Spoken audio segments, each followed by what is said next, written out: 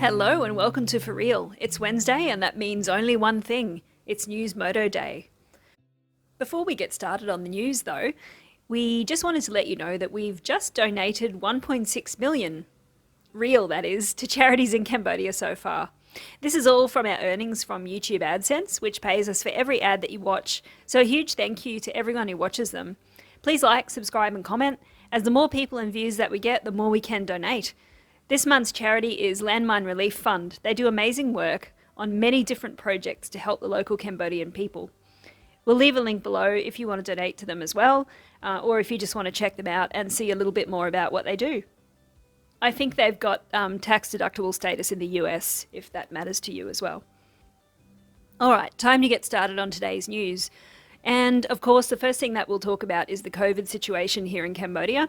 And unfortunately, there has been a rise in deaths continuing, and we've had another 16 deaths, bringing the total since last Saturday to 81 deaths. This brings the total number of deaths due to COVID in Cambodia up to 475. Yesterday's COVID numbers were 587 new cases. In contrast, there were 548 recoveries, meaning that the active caseload went up slightly and it's now at 4,915. So the total number of cases that Cambodia has had altogether is now sitting at 44,711 and 39,314 people who have recovered. So it's a large number of people that have recovered. Just a lot of people still getting infected that's keeping those numbers high. The administration in Phnom Penh has temporarily suspended activities and businesses that they deem to be at a high risk of spreading COVID, and that's from 14 days starting on the 20th of June, which will take it up to the 3rd of July this year. So the activities that they've decided to suspend include schools. So schools are still closed and have been for a very long time. That includes both public and private, and vocational training schools, and the only exception is schools that can provide their schooling online.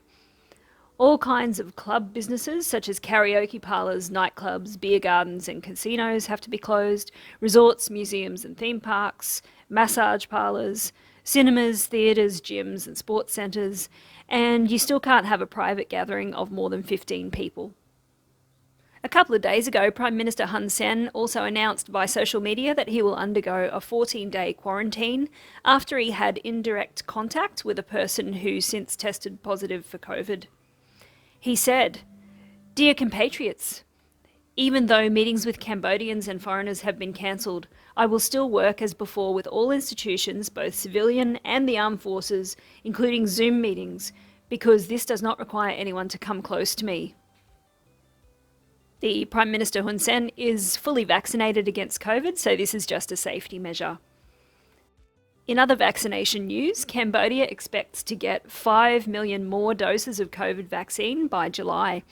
With the latest arrival of 1 million doses of the Sinovac vaccine from China, Cambodia will have a total of over 9 million doses of vaccines. So 3.2 million will be Sinopharm, 5.5 million will be Sinovac, 324,000 will be AstraZeneca or Covishield. It's pretty amazing, but as of the 18th of June, the vaccination coverage has reached 32.58% of the planned 10 million people to be vaccinated, which is pretty incredible. So it's very, very close to being a third of the way there. Figures show over 3.2 million people have had their first dose to date, with 2.6 of them having both of the doses. The vaccination program is beginning to roll out beyond Phnom Penh, and another 5 provinces have been named as the next places to be receiving vaccinations. And the first one is already started on Monday, is Sihanoukville. And in addition to that, the other 4 are Kampong Spiu, Takeo, Kampong Cham and Svay Rieng. And over 60,000 people have received their doses in those provinces already.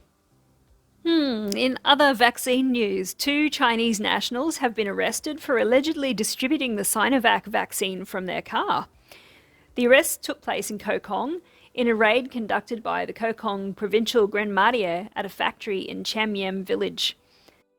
During the operation, special forces seized the following items: and a car, of the Prius variety, 65 bottles of Sinovac vaccine, 45 syringes, 11 packs of cotton swabs, 3 pairs of gloves, and 3 bottles of alcohol. At this stage, it's not known who these illegal vaccines were destined for, nor why or how the men came to have them in their possession. I just don't know whether they were intending to deliver the doses themselves with those syringes. In last week's motor vlog, there was a news report about COVID-19 rapid tests, and it seems there's now a black market for these. According to the Ministry of Health, 4 Facebook accounts have been selling unauthorised and unregulated COVID rapid testing kits via social media. The ministry has listed the 4 accounts, and they are Second Brother, Leng Kunchina Pol, Sreynit, and the TMS Trust. So if you didn't know where to get these tests, you do now. The Ministry of Health requires that all individuals and owners of private medical services stop advertising and selling and using these quick tests immediately. The results from these tests are unreliable and potentially dangerous, they said. Take a deep breath for this one. To avoid causing social anarchy that undermines the government's policy of administering COVID vaccines across the country, the Ministry of Health calls on the public to stop believing in propaganda, lies and deception. Those are some very strong words coming from the ministry. Police in Preah province apprehended 2 Lao men and seized at least 5 kilograms of methamphetamines. The suspects transported the drugs from Lao and crossed into Preah by boat. That would be the same section of the river that houses the Irrawaddy dolphins. More drug stories. Now we have to move to Banteay Meanchey province. 7 Cambodians, including 2 women and a Thai woman, were charged with possession and trafficking of more than 35 kilos of various types of drugs at the Cambodia-Thai border. The authorities seized almost 35 kilograms of crystal meth and ecstasy tablets. Also 2 weighing scales, a Toyota Highlander, a Toyota Prius, a motorcycle and a pistol, as well as other drug-producing materials. Meanwhile, in Phoi Phet, a drug raid has netted a massive amount of methamphetamine, MDA and ketamine. The drugs were packed in golden Chinese tea packets with the now familiar 5-star logo that seems to have become the favourite of Cambodia's drug peddlers.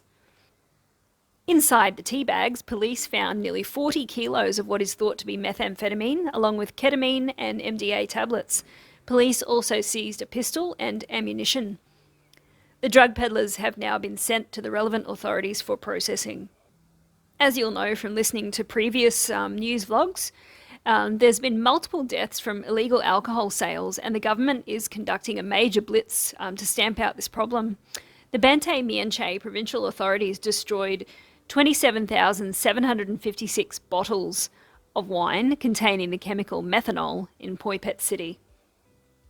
This seems to be a really big problem in Cambodia at the moment, but the province's deputy governor said that the wine was sent to a laboratory and revealed that it was 14% methanol, which is above the permitted level. Rice wine makers must adhere to strict rules when processing and not add unauthorised ingredients which are harmful to people's health and can result in poisoning and deaths. A little closer to home, the next story happened in Kampot recently, and I warn anyone who listens to the CCTV footage, it contains foul language. There was widespread anger in Kampot on social media over the footage and images of a man identified as an American national who terrorised a shopkeeper and damaged her store. The images and video were posted by the shopkeeper, known only as Asray Kampot, who was the unwilling target of what appears to have been an unprovoked attack by the man, who was seen not wearing a face mask in the shop in apparent defiance of royal government rules. Luckily, the woman's pleas for justice came to fruition a few hours later when the man was arrested by local police. Hopefully they deport him for his disgusting behaviour, plus his terrible fashion sense. Wow, now to a more grisly crime, far more grisly I would say. A 59-year-old man was charged in the Phnom Penh Municipal Court for the murder of his wife. The accused confessed to hitting the deceased unconscious with a big armchair, slashed her throat, chopped off her hands and legs, and then shoved the whole body and parts into a suitcase and dumped it into the river. The story goes into great detail about what he did, and it's a little bit too gruesome for me, but it will be in the links if you want to read the entire story.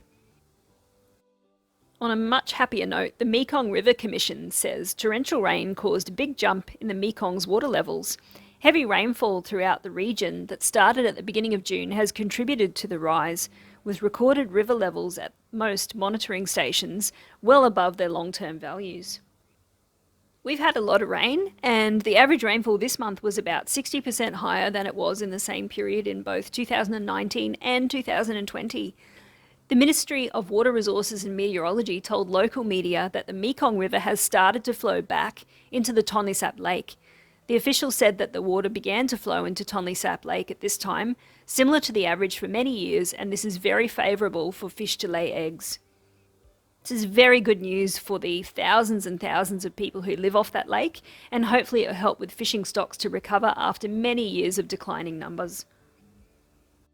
Next up, a lucky escape for some monkeys. Crime Suppression Division police and officers in Pratt have saved 88 macaques from foreign restaurant pots during a routine stop of a loaded pickup on the 27th of May. This is a bit old.